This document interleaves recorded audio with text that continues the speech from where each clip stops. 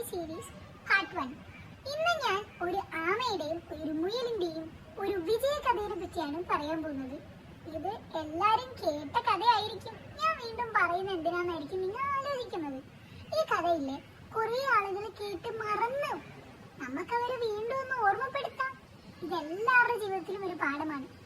ഒരു ആമയും ഒരു മുയലും ഒരു ദിവസം മത്സരിക്കാൻ തീരുമാനിച്ചു. വെറും മത്സരമല്ല, ഓട്ട മത്സരം. ആമയാകട്ടെ നിങ്ങൾക്കറിയാലോ ആമ എങ്ങനെയുള്ള ആമയാണ്.